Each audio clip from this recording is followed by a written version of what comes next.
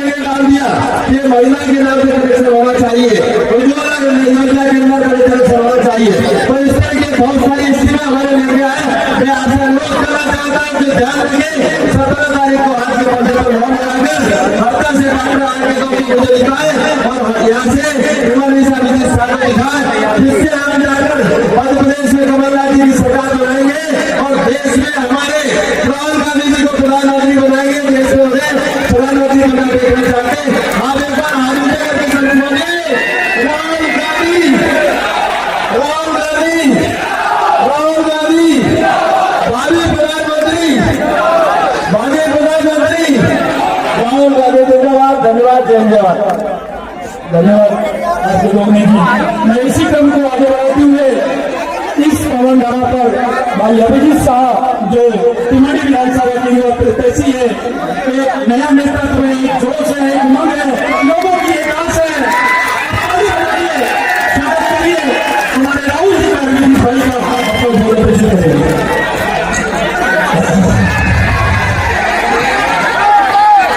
आदरणीय मंच पर विराजमान भारत जोड़ो यात्रा के बाद युवा दिलों की धड़कन बन चुके आदरणीय राहुल गांधी जी, सुरजेवाला साहब, हमारे प्रभारी जी, जिला अध्यक्ष जी और हमारे हरियाणा के प्रत्याशी डॉक्टर डोंगरे साहब एवं मंच पर विराजमान समस्त मंच करना चाहूंगा। हमारे मंडल सेक्टर और ब्लॉक के अध्यक्षों को नमन करना चाहूंगा। जैसा कि आप जानते हैं कि मैं अपने भाषण की शुरुआत भारत माता की जय बोल के करता आया हूं और आज भी वही करूंगा और चाहूंगा आपका साथ। तो बोले मेरे साथ, भारत माता की। मजा नहीं आया?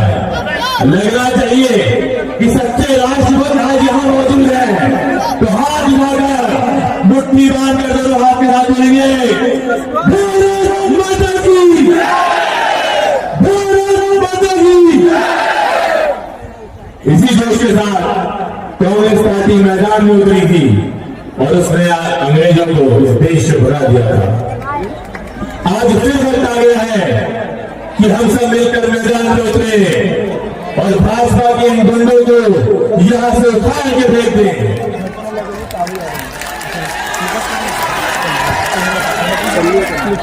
मैं बात करना चाहूंगा यहाँ के क्षेत्रीय विधायक जी की, संजय शाह जी की।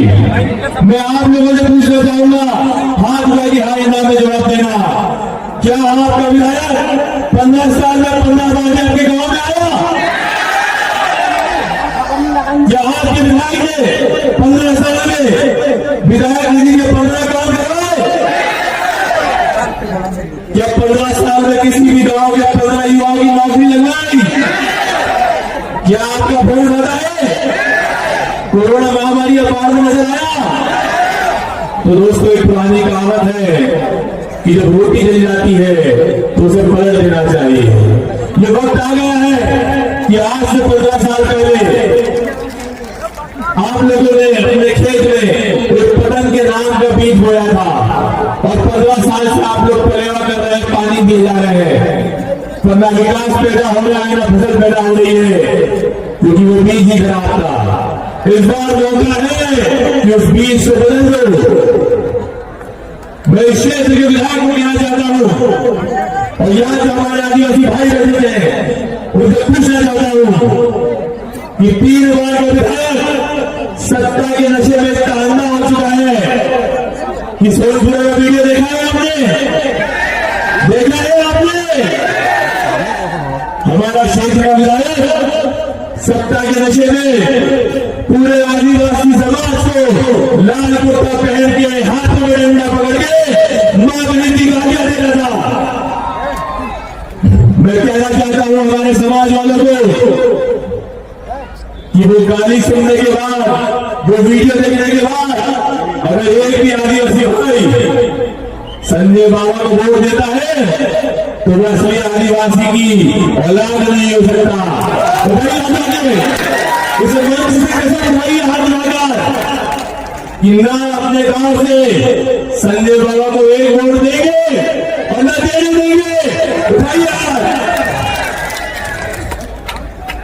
आपको याद होगा जब जीतू पटवारी जी आए थे, उन्होंने बताया था कि संजय शाह जी संपूर्ण मध्य प्रदेश के इतिहास में आज तक के सबसे निष्क्रिय विधायक हैं। वो सिर्फ वोट मांगने आते थे और जीतने के बाद फिर 5 साल को शक्ल नहीं दिखाते। जब लक्ष्मण शमशेरबाद चलेगा कोई वाणी छिपाने का बात आई थी कि अगले दिन आपका विधायक आया था, कौन आया था? जब कोरोना महामारी आई थी तब ये विधायक अपना मोबाइल बंद करके बैठ गए थे। ऑक्सीजन सिलेंडर और मास्क लगाने कौन आया था? आप सभी जानते हैं कि मैंने कभी ऐसा वोट नहीं मांगा कि मैं मगराई परिवार से आता हूँ, या मैं राजा साहब का बेटा हूँ, या कोई कुंवर हूँ, या कोई युवराज हूँ, मैं हमेशा कहता हूँ ना मैं कोई कुंवर हूँ, ना मैं कोई युवराज हूँ, मैं तो आपका बेटा हूँ। मैंने आज तक नहीं कहा कि मैं बगड़ाई परिवार से आता हूं इसलिए मुझे वोट देना। मैंने हमेशा कहा कि चुनाव हारने के बाद अगर 5 सालों तक मैंने संघर्ष किया है, आप लोगों ने मेहनत करी है, नहरों में पानी बढ़ाने के लिए आंदोलन किया है, आपका बीमा मुआवजा दिलाने के लिए मैंने संघर्ष किया है, तो मुझे वोट देना। और आप जाके बताइए क्या मुझे वोट देंगे? क्या संजय बाबा की फसल को उखाड़ के देंगे? मैं आखिरी कुछ कहना चाहता हूं आप लोगों के लिए कि जो पानी से नहाते हैं वो केवल अपना लिबास बदल सकते हैं, लिबास मतलब की वस्त्र। जो पानी से नहाते हैं वो केवल अपना लिबास बदल सकते हैं, लेकिन जो पसीने से नहाते हैं वो इस देश की सरकार और इतिहास ले सकते हैं। सभी को सेवा जवान, जय राम जी की, वंदे मातरम, धन्यवाद।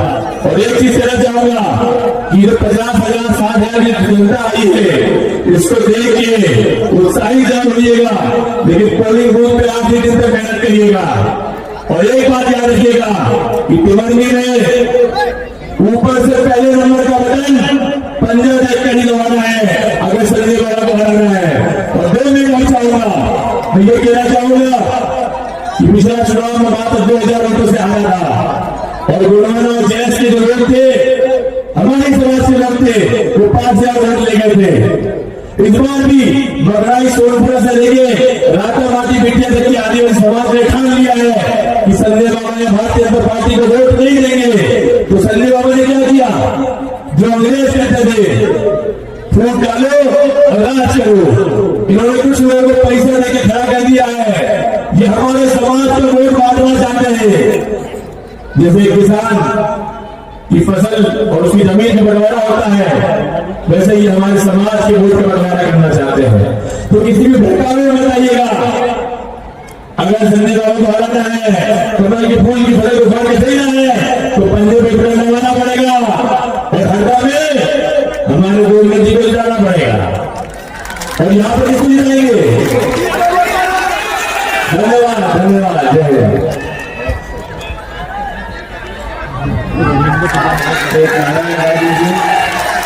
जय जोहार, जय सेवा। वो शख्सियत जो इस देश के लिए 3500 किलोमीटर आंधी तूफान बारिश गर्मी सर्दी बगैर देखे निरंतर चले, वो शख्सियत, वो नेता जो खुद की नहीं, गरीब आदिवासी दलित पिछड़े नौजवान महिला केवल उनके लिए लड़ते, वो नेता किसान का दर्द जिनके मन में है। मैं दरख्वास्त करूंगा आदरणीय राहुल गांधी जी से कि वो आपको संबोधित करेंगे और एक नारा लगाइए, राहुल गांधी, राहुल गांधी, राहुल गांधी।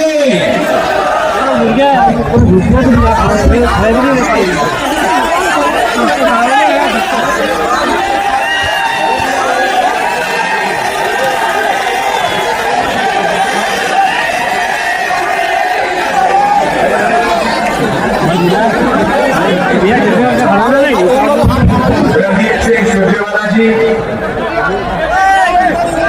अवधेश सिसोदिया जी, ओम पटेल जी, मनोज आर्या जी, अभिजीत शाह जी, आर.के. रोगने जी, स्टेज पे कांग्रेस पार्टी के सब वरिष्ठ नेता, हमारे प्यारे कार्यकर्ता भाइयों बहनों, प्रेस के हमारे बच्चों, आप सबका यहाँ बहुत बहुत स्वागत। दूर दूर से आप आए, इसके लिए मैं बहुत आभारी हूँ। 18 साल से यहाँ बीजेपी की सरकार है। मैं खड़ूंगा आज दूसरा तो मैं खड़ू, और आपने अपनी आंखों से इनका भ्रष्टाचार, इनकी लूट, इनकी सरकार को गहराई से देखा है। हर चीज में जहां भी इनको मौका मिलता है ये पैसा बनाना शुरू कर देते हैं। पता नहीं आपने ये इनका मंत्री है, इनके बेटे का वीडियो देखा, तोमर जी के बेटे का वीडियो देखा आपने? देखा आपने? सबके सामने वीडियो कॉल पर बिना छुपाए, बिना डरे मध्य प्रदेश के किसान, मजदूर, गरीब युवाओं का पैसा आपके सामने, सबके सामने चोरी कर रहा है। भाइयों और बहनों, तोमर जी के बेटे पर नरेंद्र मोदी ने कार्रवाई की, सीबीआई लगाई, ईडी लगाई, इनकम टैक्स डिपार्टमेंट लगाया। यहां पे 50% कमीशन सरकार चल रही है। महाकाल कॉरिडोर में चोरी की, व्यापम में 1 करोड़ युवाओं को नुकसान किया, 40 लोग मर गए, कोई इंक्वायरी नहीं। पटवारी एग्जाम स्कैंडल में कोई इंक्वायरी नहीं। एमबीबीएस सीट बिकती है, कोई इंक्वायरी नहीं। आपका पैसा जाता है सबके सामने, एक के बाद एक मंत्री, उनके परिवार, उनके बेटे भ्रष्टाचार करते हैं, कोई कार्रवाई नहीं होती। यहां मैंने सुना है आदिवासी वर्ग के लोग हैं। भाइयों बहनों, हम आपको आदिवासी कहते हैं, बीजेपी के लोग आपको वनवासी कहते हैं।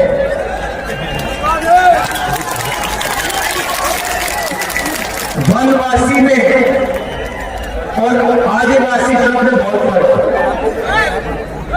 भाइयों और बहनों, आदिवासी शब्द का मतलब वो लोग जो इस जमीन के पहले मालिक थे, मतलब सबसे पहले, जिसको हम भारत माता कहते हैं, इसका जल, इसकी जमीन, इसका जंगल सबसे पहले आदिवासियों का था, आपका था। ये आदिवासी शब्द का मतलब। अगर हम आपको आदिवासी कहते हैं तो हमें आपको जमीन का अधिकार, जल और जंगल का अधिकार देना पड़ता है। और कांग्रेस पार्टी ने शुरुआत से आदिवासियों के लिए ये काम किया है। हमारी सरकार थी, हम पैसा कानून लाए, जमीन अधिकार अंतिम लाए, मनरेगा कानून लाए, भोजन का अधिकार का कानून लाए, क्योंकि हम इस बात को मानते हैं कि आदिवासी लोग हिंदुस्तान के पहले और असली मालिक थे। भाइयों और बहनों, वनवासी का कोई और मतलब है। वनवासी का मतलब वो लोग जो जंगल में रहते हैं। हम आपको आदिवासी कहते हैं। हम कहते हैं कि जल, जंगल और जमीन के पहले मालिक आप लोग हो, और बीजेपी आपको वनवासी कहती है। वनवासी क्यों कहती है, आपको आज बताने आया हूं। भाइयों बहनों, आपने कभी बीजेपी के किसी नेता को किसी जानवर पर पेशाब करते हुए देखा है? नहीं देखा। मगर आपने बीजेपी के नेताओं को आदिवासी युवाओं पर पेशाब करते हुए देखा है? हमारे ना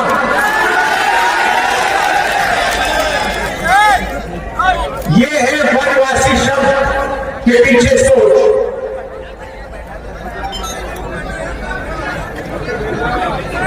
पहली बार मैंने एक वीडियो देखा जो आप सबने देखा होगा। एक आदिवासी युवक खड़ा है, बीजेपी के नेता उस पर पेशाब कर रहा है और उसके बाद वीडियो को वायरल किया जाता है, पूरे प्रदेश में, पूरे देश में फैलाया जाता है। ये बीजेपी की सोच है, ये वनवासी शब्द के पीछे सोच है। वनवासी का मतलब आदिवासियों को कोई अधिकार ना मिलना चाहिए। वनवासी का मतलब आदिवासी जंगल में रहे और जंगल से बाहर ना आए।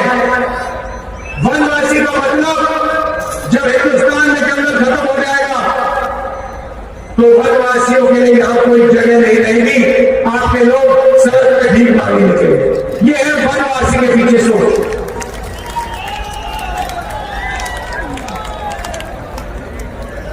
तो जब ये आपको वनवासी कहते हैं, आप इनसे कहिए कि हमारा नाम आदिवासी है, बदतमीजी मत कीजिए, हमें वनवासी मत कहिए। हम आदिवासी हैं और आदिवासी रहेंगे। हमारे हक है, जल जंगल जमीन का हक है, हमें वो हक चाहिए।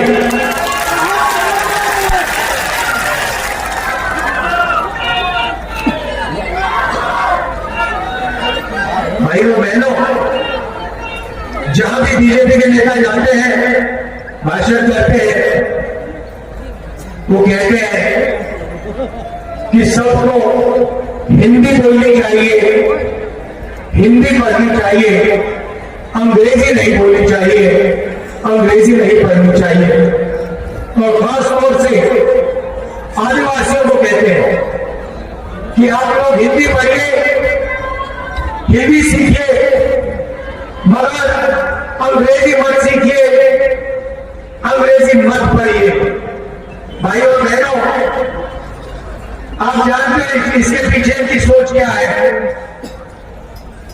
आप किसी भी बीजेपी के नेता से पूछिए, अगली बार आपके पास जाएंगे पूछना, आप हमें कहते हो कि हमें हिंदी बोलनी चाहिए, अंग्रेजी नहीं सीखनी चाहिए, अंग्रेजी नहीं बोलनी चाहिए।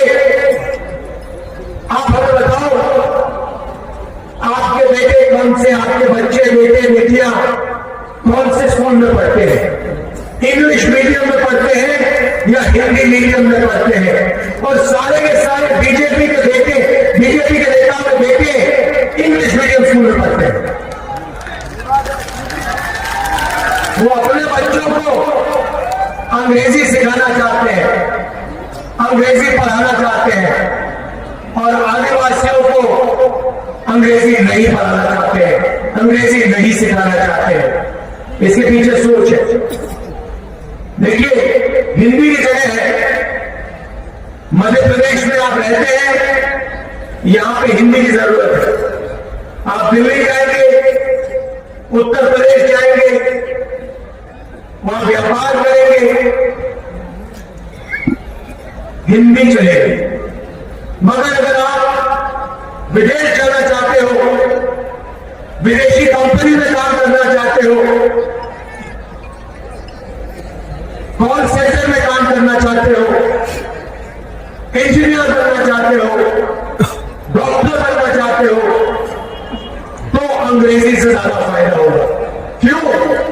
क्योंकि आप अंग्रेजी लेकर पूरी दुनिया में बातचीत कर सकते हो, पूरी दुनिया में व्यापार कर सकते हो, पूरी दुनिया में जा सकते हो। तो कांग्रेस पार्टी के सब नेता कहते हैं, आदिवासियों से कहते हैं, हिंदी सीखो, हिंदी पढ़ो, मगर अंग्रेजी भी सीखो, अंग्रेजी पढ़ना भी सीखो, अंग्रेजी लिखना भी सीखो। और बीजेपी वाले लोग कहते हैं नहीं, आदिवासियों को जंगल में रहना है, अंग्रेजी नहीं पढ़नी चाहिए, इंजीनियर नहीं बनना चाहिए, डॉक्टर नहीं बनना चाहिए, लॉयर नहीं बनना चाहिए। ये फर्क है हमारी विचारधारा में, उनकी विचारधारा। हम चाहते हैं कि आदिवासी युवा बड़े से बड़ा सपना देख पाए और उस चाहते हैं आप वनवासी हो, जंगल में हो, जंगल के बाहर हो। ये लड़ाई है, विचारधारा की लड़ाई है। और मैं यहां आपको मैसेज देना आया हूं,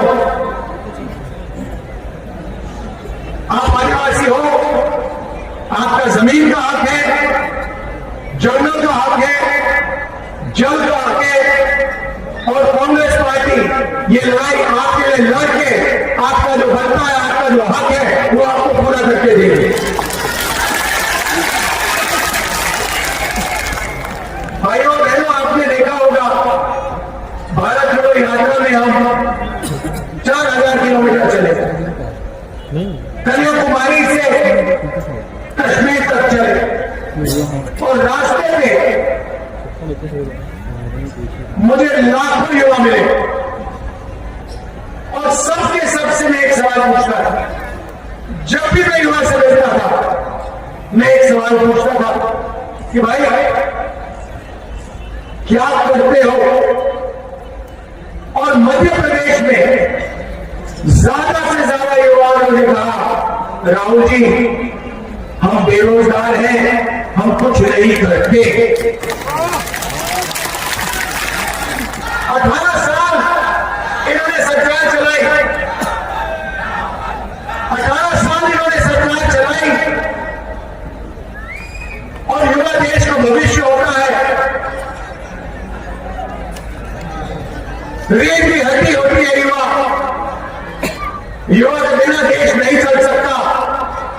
और मध्य प्रदेश के युवाओं को इन लोगों ने सिर्फ बेरोजगारी दी है। आपने सबसे पहले स्कूल, कॉलेजेस, यूनिवर्सिटी, अस्पताल इन्होंने यहां पे सारे प्राइवेट कर दिए, बड़े बड़े उद्योगपतियों को बेच दिए। तो आपको जब आप स्कूल जाते हो, कॉलेज जाते हो, प्राइवेट स्कूल, प्राइवेट कॉलेज में जाना पड़ता है, हजारों रुपए मेडिकल के लिए लाखों रुपए देने पड़ते हैं। आपके माता पिता पैसा कमाते हैं, मुश्किल से कमाते हैं, शिक्षा के लिए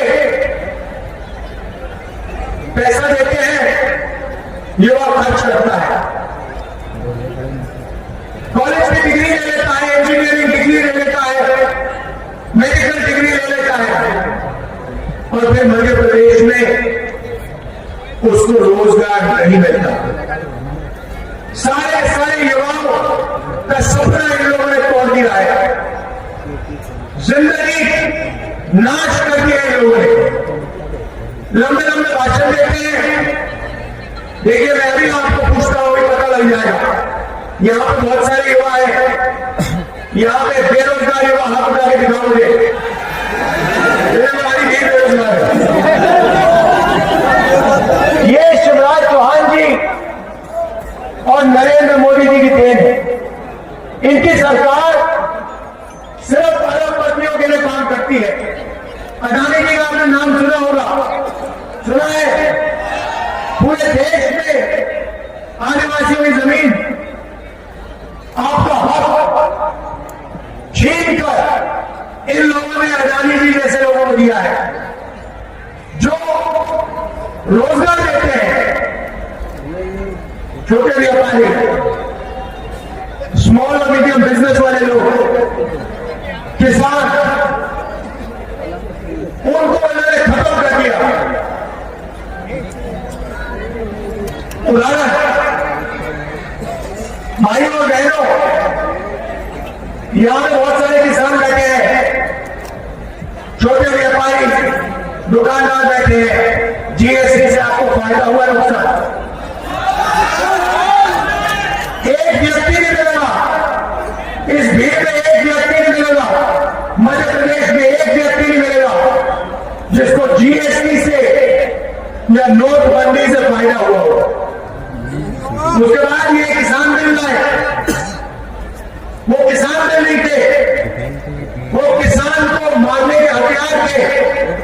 अच्छा हुआ कि सारे के सारे किसान खड़े हो गए, कांग्रेस पार्टी खड़ी हो गई और हमने किसान बिल को रद्द करवा दिया, वापस करवा दिया। तो ये किसान से पैसा लेते हैं,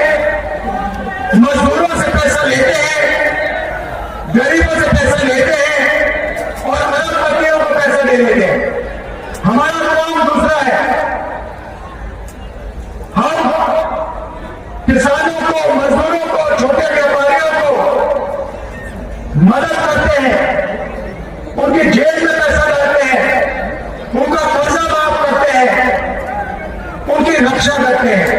भाई और बहनों, यहां गैस सिलेंडर कितने का है?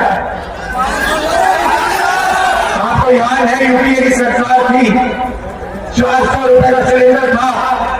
नरेंद्र मोदी जी भाषण में कहते थे सिलेंडर 400 रुपए का हो गया, आज 1200 रुपए का हो गया। किसी भी भाषण में नरेंद्र मोदी नहीं कहते भैया 1200 रुपए का सिलेंडर है, 1200 है ना। चुनाव के बाद कांग्रेस पार्टी की सरकार आ रही है, 500 का हो जाएगा। हमारी जो यहाँ महिलाएं आई हैं, बहनें आई हैं, माताएं आई हैं, ये हम आपके लिए काम कर रहे हैं। आज आप 1200 रुपए का सिलेंडर खरीदते हो, कुछ ही दिन में आपके 700 रुपए बचेंगे, 500 रुपए का सिलेंडर आप खरीदेंगे। क्यों? हम आपकी जेब में, गरीबों की जेब में, महिलाओं को हम पैसा देना चाहते हैं, आपके बैंक अकाउंट में पैसा डालना चाहते हैं। भाई और बहनों, पिछली बार कांग्रेस पार्टी चुनाव जीती थी, हम चुनाव हारे नहीं थे, हम चुनाव जीते थे। आपने पूरा समर्थन किया, आपने कांग्रेस पार्टी को यहां चुनाव जिताया था। आपकी जो सरकार थी जिसने किसानों का कर्जा माफ किया था, जैसे ही हमारे हमने कहा था हम किसानों का कर्जा माफ करने जा रहे हैं, और हमने 27 लाख लोगों का कर्जा माफ किया था। 100 यूनिट बिजली हम 100 रुपए के लिए देते थे।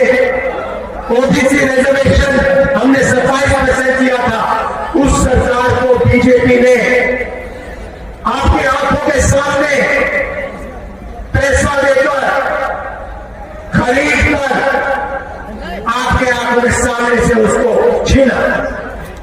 ये भूलिए मत, ये जो सरकार है, बीजेपी की सरकार है, शिवराज चौहान जी की सरकार है, ये आपने नहीं बनाई, ये गरीबों ने नहीं बनाई, किसानों ने नहीं बनाई, मजदूरों ने नहीं बनाई, आदिवासियों ने नहीं बनाई।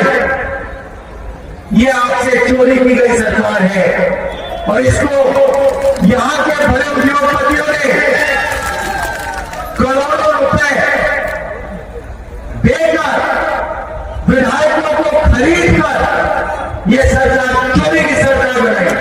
भूलिए मत, और इनको याद दिलाइए।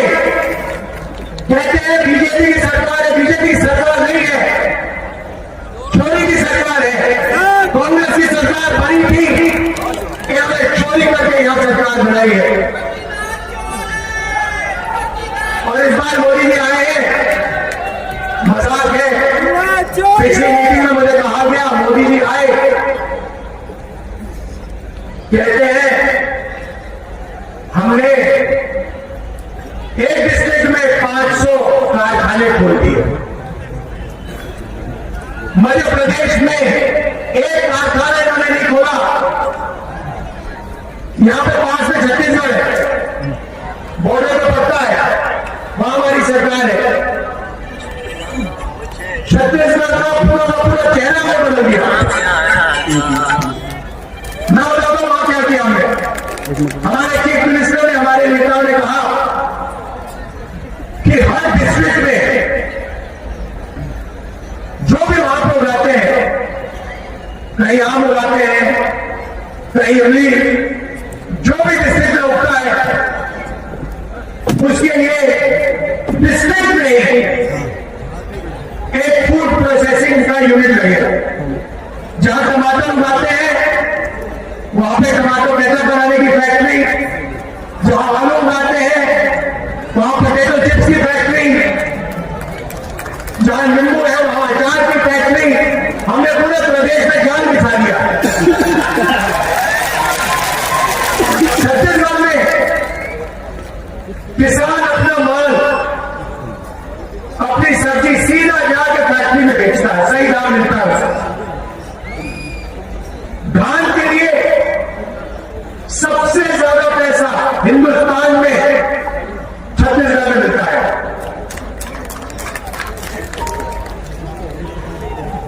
3,200 रुपए प्रति क्विंटल धान के लिए छत्तीसगढ़ के किसान को मिलता है।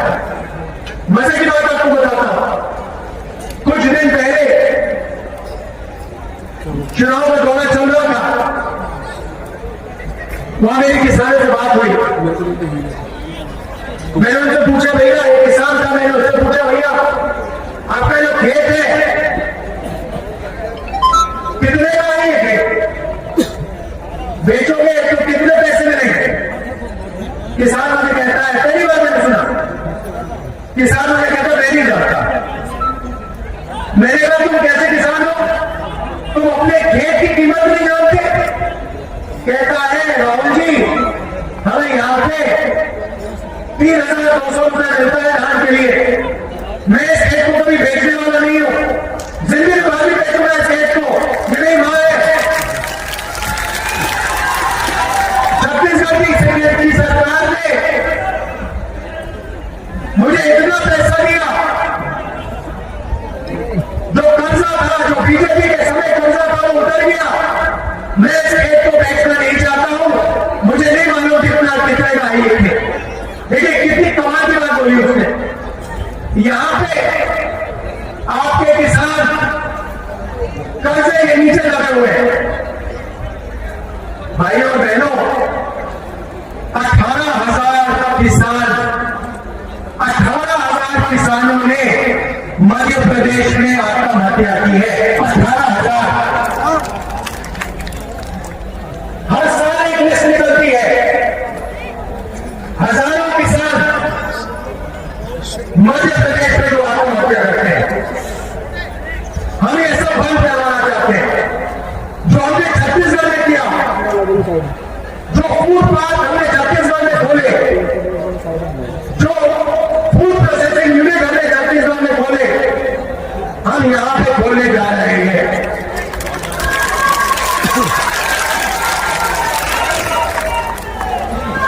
और सुन लीजिए, मोदी जी आके कहते हैं वादे कर्जा पे है, 15 लाख रुपए बैंक अकाउंट में डाल दूंगा, सच्चा झूठा? नोटबंदी से काला धन मिल जाएगा, सच्चा झूठा? वो झूठ बोलते हैं, हम यहां झूठ बोले नहीं है। जो हम स्टेट से कहते हैं हम कर देते हैं। पिछली बार हमने कहा था कर्जा माफ होगा, कर्जा माफ हुआ। इस बार हम कह रहे हैं 2 लाख रुपए से कम जिनका कर्जा है वो माफ होगा। कांग्रेस पार्टी सरकार करेगी। गेहूं के लिए आपको 2,600 रुपए प्रति क्विंटल मिलेगा, और सिर्फ 2,600 नहीं रहेगा, वो आस्ते आस्ते बढ़ता जाएगा, 3,000 रुपए प्रति क्विंटल हो जाएगा। धान के लिए 2,500 रुपए प्रति क्विंटल, बिजली 100 यूनिट 100 रुपए के लिए, और 200 यूनिट के लिए आधार। ये हमारे वायदे हैं, लिख लीजिए, ये वायदे पूरे हो जाएंगे। मैंने गैस सिलेंडर की बात आपको कह दी, 500 रुपए का गैस सिलेंडर होगा। यहां बहुत सारी महिलाएं आई हैं, माताएं और बहनों को 1,500 रुपए हर महीने और 500 रुपए का गैस सिलेंडर। तो ये हमारे वायदे हैं। आप यहां दूर दूर से आए, इतने प्यार से आपने मेरी बात सुनी, इसके लिए आपको दिल से बहुत बहुत धन्यवाद। ये हमारे प्रत्याशी हैं, इनको भारी बहुमत से जिताइए। याद रखिए, ये बीजेपी की सरकार नहीं है,